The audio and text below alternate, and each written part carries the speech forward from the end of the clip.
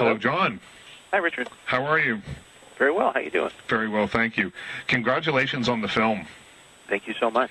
I worked in bars and restaurants for a very long time, and there's an authenticity that comes along with the kitchen scenes in this movie that I don't think can be faked unless you've actually done it before. Have you spent time cooking or bartending or waiting?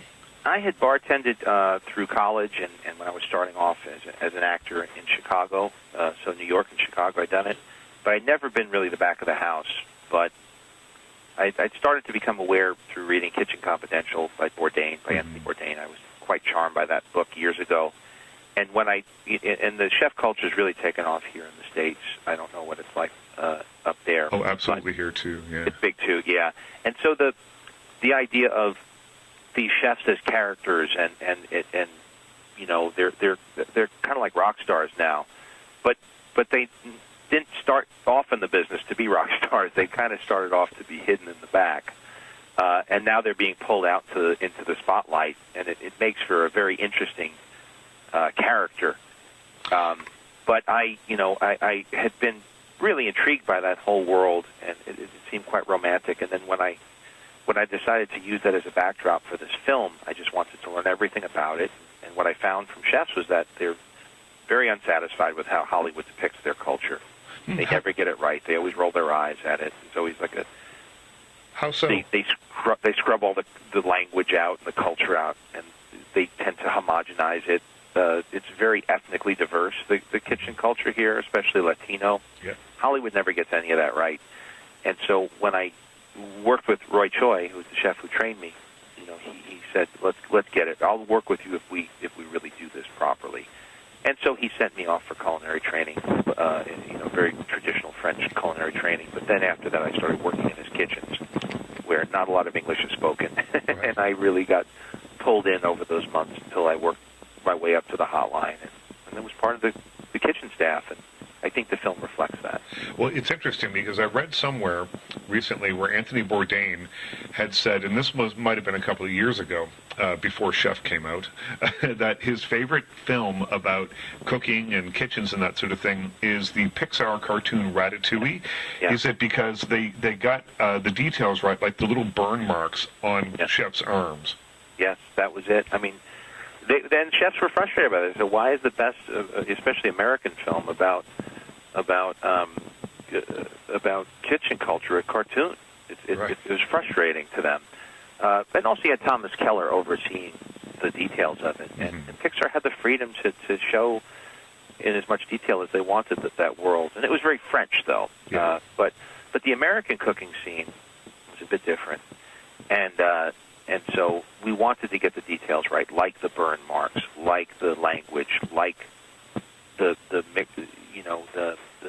sense of humor, the vulgarity, but also this romantic food porn, food nerd culture that permeates. And so it's like being on a pirate ship, but a pirate ship that's putting on a musical. Right. Pretty strange dichotomy that's really quite, to me, appealing. Well, I thought that in some ways the story had a universality to it that steps away from the kitchen a little bit, and maybe I'm reading things into this, but you know, as the creative force in the kitchen, I see that as sort of like being the director, and then you know there's the pressures from the money people on one side, reviewers on the other. Was there something about that maybe as someone who's been extremely successful and made so many films, and that was that part of it as well? Were you exercising some demons or anything there in any way? I think exercising demons might be overstating it, but there was the archetypes and the players on the stage in the food world and in the movie world are very similar. Mm-hmm. The stakes are a bit higher in the food world, which is why it's more dramatically appealing. Right. One bad review can shut you down. You know, right now the way reviews work in movies is when you read your reviews, you're reading 90 reviews because it's all on like Rotten Tomatoes. It's just a compilation of numbers, and you don't really have that personal relationship with a specific critic as you do in the theater world or the food world, where one critic can shut your restaurant down. So dramatically, it's more fun and more interesting than just looking at, honestly, what comes down to statistics in a movie. In a movie, you're looking at statistics about your reviews, you're looking at statistics about your marketing, you're looking at statistics about your box office. There's not the human connection. Right. But in the food world, you are facing eye-to-eye that critic, and you are facing eye-to-eye that customer. And when that food gets sent back to the kitchen, you are looking at that plate. It's a lot different and more dramatically appealing and honestly more cinematic, because there's nothing to me more exciting than watching food being prepared. Mm-hmm. Whether it's Eat, Drink, Man, Woman or Jiro Dreams of Sushi, these modestly budgeted films are as compelling as any big-budget Hollywood movie. Or even The Big Night. The last 5 yeah. minutes of The Big Night is, I mean, that's a scene that I'll remember for the rest of my life. And it's simple, but it's so, there's a human touch to it that is universal. And that came out the year Swingers did. And I remember seeing that film and really feeling like they really accomplished so much. And with Swingers, we had certain modest accomplishments with it. I was satisfied with it, but Big Night really felt like a movie and really felt like they really captured something larger. And maybe that was in the back of my head for the last 20 years until I did this. But there was an envy that I had of what they were able to accomplish, and with the music, the culture, the performances, and the food, and how delightful it was.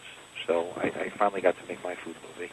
Yeah, and a movie like that and a movie like Chef, I think, paints such a larger picture, because you can, in some ways, maybe relate to the characters, even if you've never worked in a kitchen. Yeah. But there is something that's so intoxicating about the music and the culture that's on display, both in New Orleans and Miami, and as you take the road trip through back to Los Angeles, you're getting all these little slices of life that, for me, individually sort of added up. They were like pieces of a puzzle that added up to this great picture when it was all finished.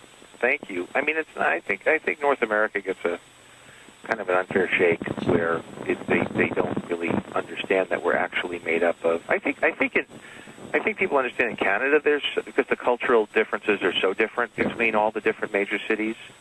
But in the States, they just see us as one big strip mall and fast food restaurant, you know, and I understand why. I mean, that's what our media presents. But really, there's a lot of really specific, passionate cultures that exist in some of our cities, and they're usually steeped in tradition, and that tradition is exemplified in the food culture and in the music culture, and I tried to capture both. And I just love the idea of taking this kid, now that I'm a dad. Yeah. And I was a kid from a divorce and would travel with my father, and you know, you see the world through your parents' eyes and what they introduce you to, and the idea that, you know, what are the coolest aspects of the States that you could introduce your son to just to open his eyes, is because he slowly becomes a man. And to me, Austin barbecue and Austin blues and New Orleans jazz and New Orleans cuisine and you know, and Little Havana. You know, it really feels like there are pockets of different old world cultures that exist in our, you know, dotted across our landscape.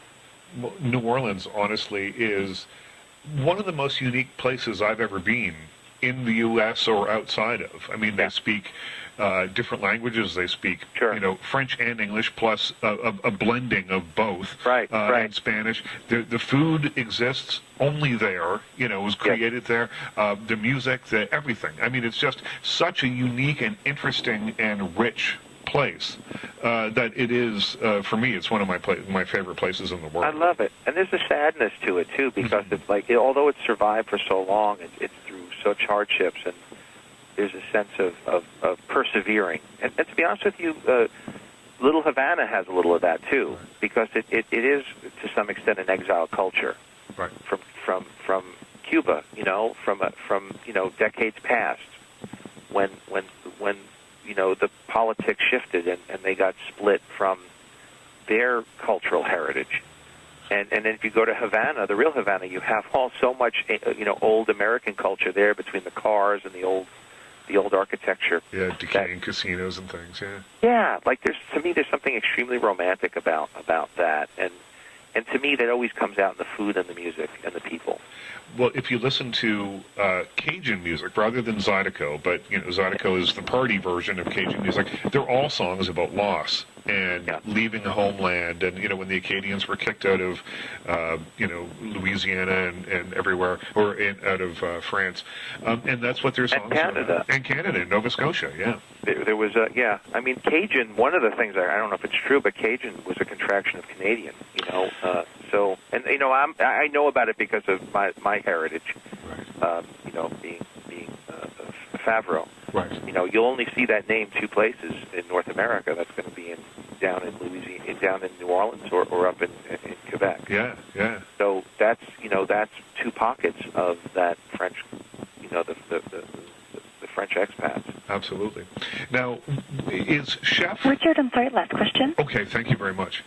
Will we see more smaller dramas from you like Chef, or will you continue to maybe flip-flop back and forth between making huge special effects-driven films and smaller movies like Chef, or what's next for you, I guess? I think you'll see flip-flopping. Yeah. I mean, although there's a negative connotation to that. I don't mean that. It is accurate, though. Yeah, I don't mean it like flip-flopping in the negative sense. No, like political flip. But it is flip-flopping because you got to stay really engaged with what you're doing. Right. If you're going to do my job well. Yeah. You have to be obsessed.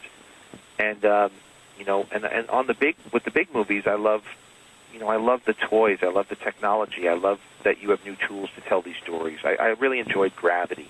Mm-hmm. And Gravity would not have been that interesting of a film 10 years ago. Nope. But you're opening up a whole new experience to an audience with the technology. Unfortunately, though, you really have to sublimate yourself creatively in certain cases, because you have to collaborate with a lot of people because they're putting a lot of money up. Right. So that's the difficulty of it. It's much simpler in the story of Chef, where, if you're in a small kitchen or a big kitchen, you could cook the same food. The difference is with movies, you can only tell certain types of stories on the big canvas and certain types on the small. And